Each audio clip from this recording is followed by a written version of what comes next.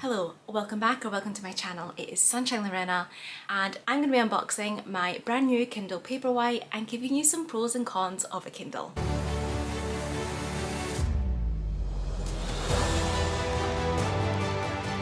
So before I get into all the details of my new Kindle Paperwhite in agave green, because I'm easily influenced by the Kindle girlies, before I show you that, I'm gonna give you my unboxing footage. Hopefully it's gonna have ASMR. Hopefully it sounds good. I've not edited it at this point, so I'm hoping it has it in it. So cue the unboxing footage.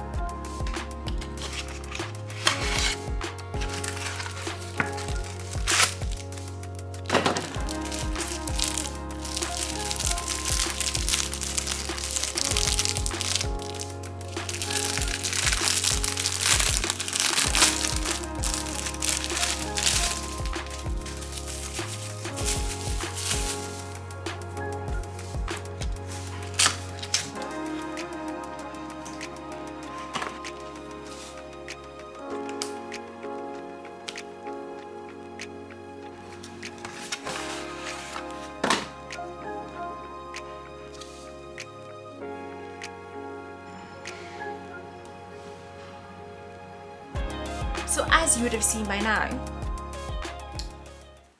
I have it here. I've got my pop socket on there and loving it. I don't know how well you can see that there.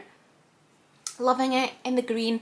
I do want to get some stickers because aesthetics, you know, but I want to take my time and actually find ones that I really like. I am about to go away on holiday, so I don't really have time to get that before going on holiday. So, but at least this way I'm going to enjoy the agave green that I bought. So I did want to order it without ads, but it wouldn't let me select that when I was ordering it. They must have already sold out of the ones that were pre-set without ads. I've had the ads removed since. You had to pay £10. I did try the thing because people said, some people have had luck where they've went on the chat and spoken to someone and they've just done it without them having to pay.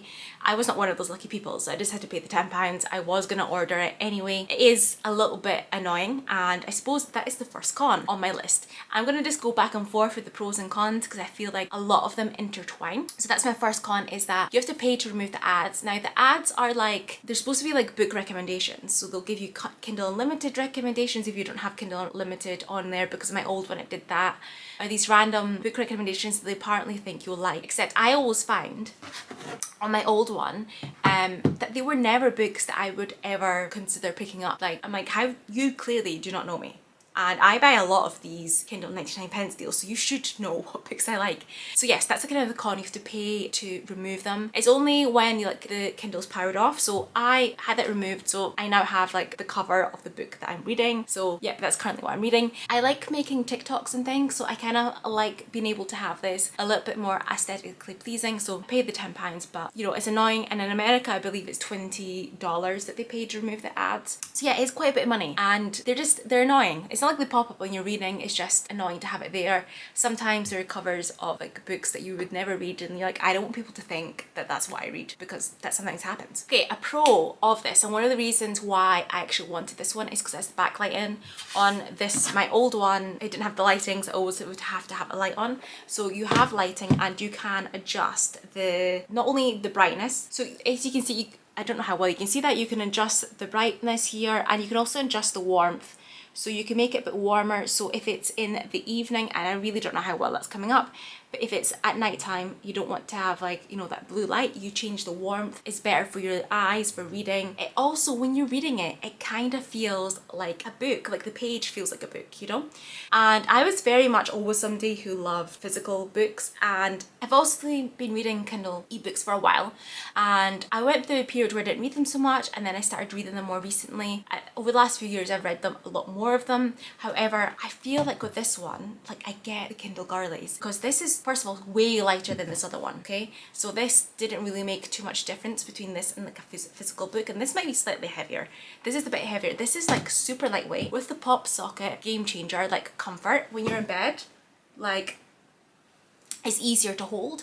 I always find that I read faster on a Kindle. I don't know if it's because it tells you like your little progress, like you have so many hours to finish this, you're on this percentage. I feel like it encourages me to like be like, oh yes, I only have that long to go, whereas you don't get that with a physical book. Another pro with this one is this is splash proof. My old one wasn't. So, you know, if you want to read in the bath, you are reading around the pool, around the beach, etc, etc, a little bit of water gets on it, it's no big deal, which is amazing. The battery life is supposed to be like, I feel like it's like 10 weeks long or something. It said I need to charge this up because it wasn't at 100%, so I want to charge this up before I go on holiday. I'm going to kind of see how long it lasts me.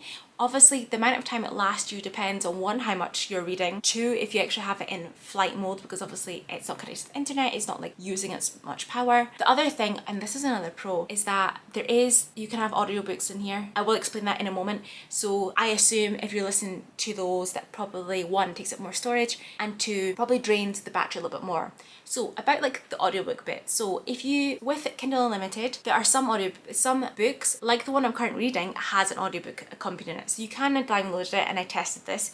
You have to connect with Bluetooth headphones, so there is no speaker on this. So it's fine if you're out and about because you don't want people listening to it anyway, but when you're sat at home, I don't exactly always want to have my headphones in, so that is a small con.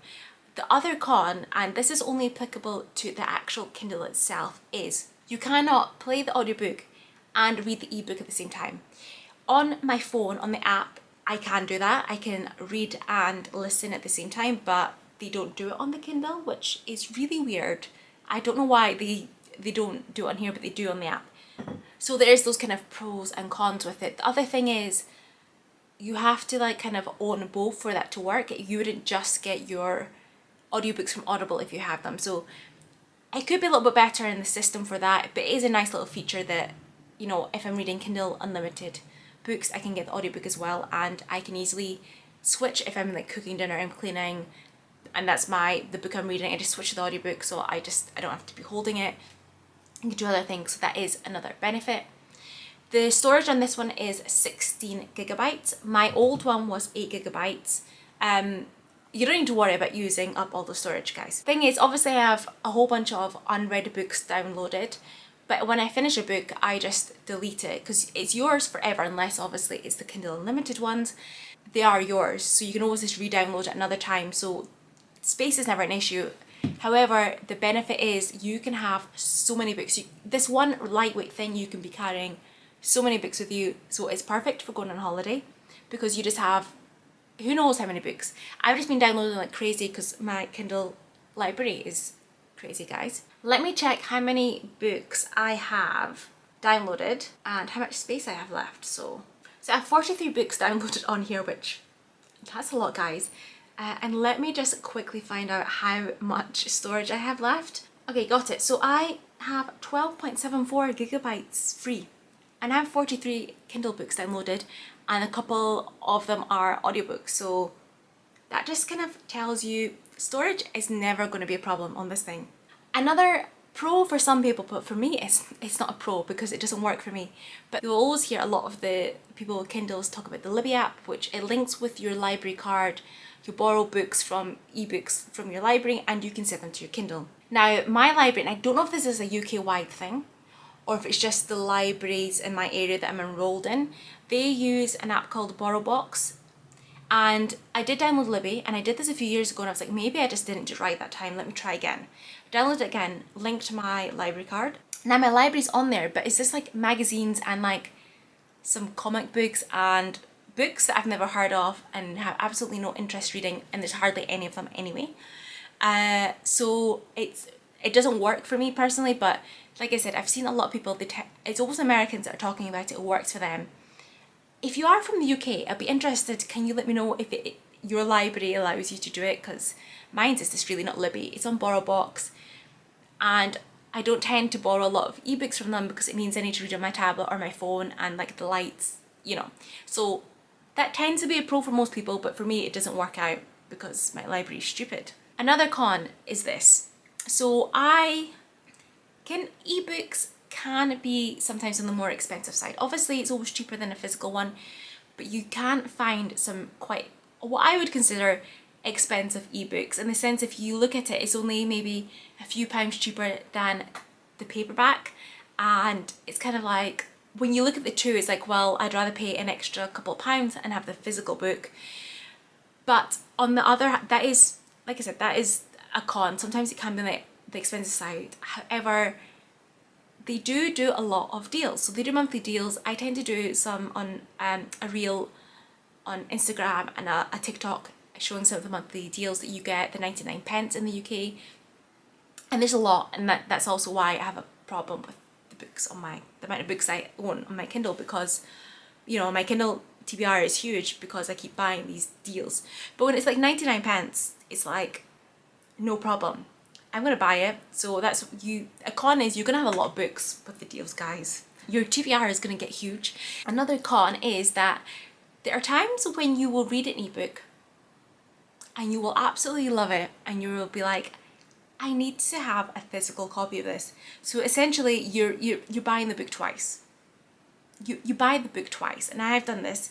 I did it with the Hating Game. The other book's way down there. I'm not going to go and get it, but I absolutely loved it. I had it as an ebook, loved it, and I was like, I need to have a physical copy. So yeah, I have an ebook edition and a physical book edition. So if you want books you love on your shelves, then you might end up buying them twice, because, you know, you can't have them as a trophy when it's on your Kindle. That's another point. This is like a really great space saver. Like I said, the amount of books that you have on it, it's going to save you a lot of space. So if you don't have much space for books, which I don't, I just have like this kind of shelf, and there's another one, like a small one through there, and I really need to do an unhaul. If you don't have a lot of space, it's really good. It's a good space saver. And then, like I said, on your shelves you can have books that you actually love, which that is my goal. At some point I'm gonna just have like kind of books that I love. I have lots of books on there that I still need to read, and again, spending money twice on books, but you know, whatever. It's nice to have like shelves of books that you love, and then if people see them, you'll be like, yes, I can recommend that to you because I absolutely loved it, and that's why it's on the shelves. That's kind of all I can think of pros and cons. The last kind of pro, and I'll kind of do a separate piece on this, is Kindle Unlimited. So if you don't know, it is like essentially a paid library service by Amazon. That's the best way to describe it. So you pay a monthly fee and you have access to the whole Kindle Unlimited library. Like I mentioned before, there are some ebooks that you also have audiobooks for, so you get both. And if you have the app on your phone, at least you'll be able to listen and read at the same time if you like doing that, like me. But you have access to, I don't know how many books, and there are some really good ones on there as well. It's not like it's all just like self-published, unknown like authors and stuff. There are those on there, but you also get like big named ones. Mark Edwards is like, has loads of his books on there. There are some John Marrs, if you like thrillers, on there as well. There are a few Colleen Hoovers on there. So you see, you get good ones. You do get like bigger authors and good books, so it's good in that sense. So the prices have just went up. So I think it used to be £7.99 when I had it last year, and now it's £9.49. So it does mean that you need to read a little bit more than you used to get your money's worth for the month. What I did is I had like a wish list that I called Kindle Unlimited. So I'd always like add books that people recommend, I'll add them in and keep them on there, and I've just kept that list going even when I didn't have Kindle Unlimited anymore. So whenever I got it again, I have access to a whole list of books that I know that I like and I want to read. I think it's the best way to do it before you start, so then you have them all there. Pay attention to the actual cost. Sometimes, like this one, I think it's only £1. So I'm on the free trial at the moment, so it doesn't really matter. But that would mean that I would need to read 10 £1 books in the month to make it worthwhile to like gain 50 pence essentially. However, there are other ones that you could be, the Kindle book is worth £4, £5, £6 or whatever, so it's a little bit up and down. So you need to be reading enough and also the books be worth the right amount of money, if that makes sense, for it to make it worthwhile, the money that you're paying. So it is kind of a little bit annoying that the prices went up. It's also a really hugely popular service. There is one thing, note this, my UK people. So you will see lots of Kindle Unlimited recommendation videos, and like me, you'll go, look, yes, add that to my list, I want to read that. There are some that quite clearly are only available in America, or at least they're not available in the UK. I don't know about other countries, but it's always American people that I see doing these videos, and not all of them are available in the UK. For example, you will hear people say like, oh, there's Song of Achilles. And as of right now, when I'm filming this, the Song of Achilles is not on Kindle Unlimited in the UK. But, you know, you'll see people talk about like the Twisted series, like Twisted Love, Twisted Games.